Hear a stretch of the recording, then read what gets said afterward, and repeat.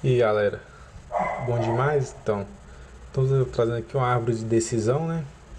A árvore de decisão é um dos algoritmos mais comumente utilizados para poder fazer classificação de dados, né? Para você ter uma base de dados, uma entrada de dados, você querer saber a qual classe, qual região ela se pertence, né? Vamos trazer um exemplo aqui para vocês entenderem mais ou menos de forma aqui bem básico aqui, bem rápido. Aqui, aqui. O que seria uma árvore de decisão? Você tem um parâmetro principal lá que vai começar, né? Uma entrada de dados. Aí a partir em cada nível vai tomando uma decisão diferente, decisão indutiva, certo? Vamos começar aqui, por exemplo, você tem uma entrada de x, né? E esse x vale, ele é menor que 3. Se o x for menor que 3, isso é uma condição verdadeira. Então ela desce para esse lado esquerdo aqui. Aí ela verifica de novo. Uma outra condição. Se um y for menor ou maior que 3. Se for menor que 3 é verdadeira.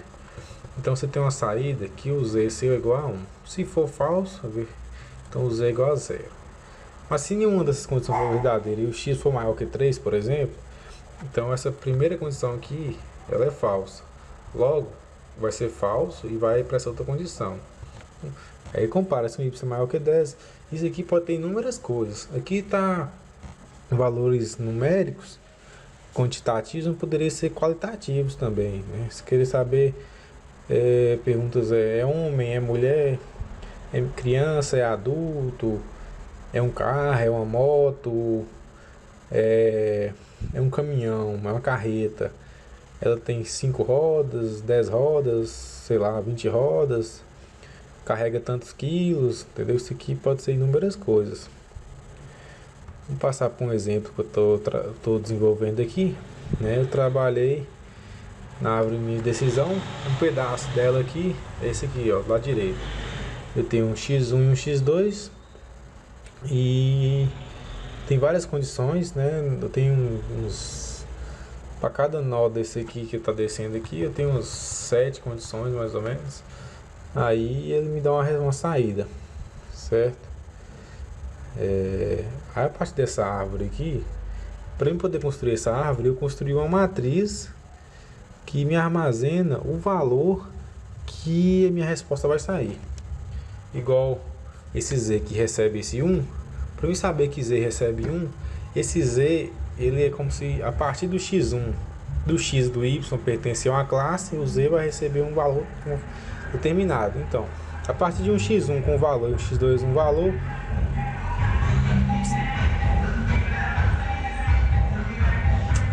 ei papai, bora lá. A partir do x1 com valor e x2 um valor, o y seu deve receber um valor. E como é que eu sei esses valores? Esses valores estão armazenados em uma matriz, certo? Essa matriz é pré-definida com o seu tamanho dela. Eu estou trabalhando aqui para entender o algoritmo.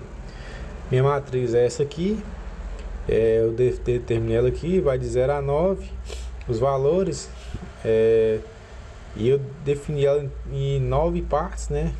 Para vocês verem aqui. Então significa, se meu x1 for menor que 3, né? Então significa que ele está aqui, ó, menor que 3, ele está desse lado daqui para a esquerda. E meu x2 for menor que 3, então significa que está aqui dentro. Meu y, ele pertence a essa região aqui, então meu y vai receber o valor que essa matriz tem. Aqui está a média, é porque aqui eu estou calculando, eu dividi as regiões e o valor de cada região é a média dos seus valores, né? Aí eu tenho essa matriz, nessa matriz eu pego todos os valores da região, calculo a média e falo, ó, aquela região tem aquela média. Se você está nessa região, você tem essa média. Se você está naquela região, você tem outra média. Por exemplo, imagina que um casal, um homem e uma mulher, né, eles têm os salários deles, né? E a soma desses salários, aí você quer saber a qual região ou qual classe social, por exemplo, que ele pertence. É classe A, é classe B, é classe C. Aí a partir do salário do homem e da mulher, com essa possibilidade de classificação de classes com a árvore de decisão, você consegue saber qual classe ela pertence. Imagina que é um homem que ganha muito e uma mulher que ganha muito. Então eles vão estar na classe bem alta, né? Então eles vão estar em uma certa região dessa matriz aqui. Diferente de um casal que um homem ganha pouco e a mulher ganha pouco. Eles vão estar em outra região, né? Isso é para diferenciar. Vou usar um exemplo aqui. Imagina que tem os clãs de lutadores, né? O homem tem uma força e a sua mulher, que é a companheira de luta, tem outra força. Na hora de somar essas forças ou fazer qualquer relação ou função que você desejar, né, você vai ter um valor que vai ser a soma das forças deles, né? O resultante das forças dele. Aí, a partir disso, você pode definir, para esse exemplo, a qual clã, a qual nível de força eles estão. Então, você conseguir balancear as forças para um cara muito forte, não pegar um cara muito fraco, ou vice-versa, entendeu? Eu vou trazer aqui o exemplo que eu estava fazendo aqui, né, para vocês verem como é que funciona. Só bem rápido aqui, depois eu explico para vocês. Não, aqui ó, beleza. Note que aqui está botando os pontos, né?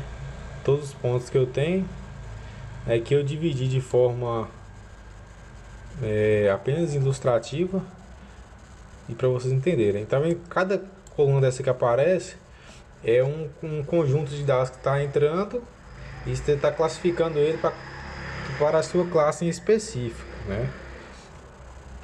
Note que todas as pessoas que estão na mesma região, elas têm o mesmo valor, independente. Supor que é um casal, um cara ganha muito e a mulher ganha mais ou menos.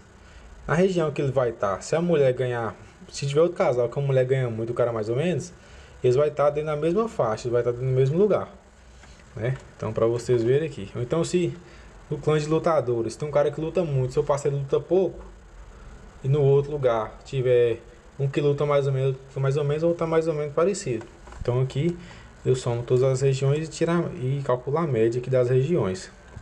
Vocês podem ver que todas as pessoas que estão na mesma região, na mesma classe, têm o mesmo valor de sua classe, né? Isso aqui eu calculei pela média da região, né? Se você tem um ponto aqui, eu calculo a média. Se eu quer saber esse ponto aqui, qual o valor dele, aí eu calculo a partir da média da sua região. De outra forma que eu fiz aqui também, para você calcular a média da região dos seus vizinhos. O que é isso? Vamos imaginar aqui, esse aqui por exemplo, tem essa região aqui. Só que a média dele vai ser a média do quadradinho dos seus vizinhos que estão em volta. Certo? Imagina esse do meio. A média dele vai ser a dele e dos seus vizinhos. O vizinho considera apenas superior, inferior e laterais.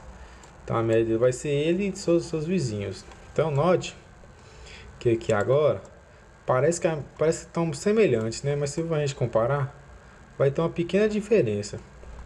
Porque note aqui que quem estava muito pequeno,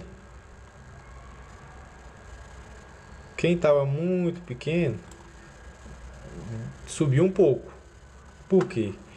Esse aqui, o azul era muito pequeno, porque é a média da sua própria região. Agora, na média das regiões vizinhos, o que acontece? Que não coloquei para poder plotar chamar as linhas. Deixa eu ver se eu consigo resolver isso aqui. Plota linhas.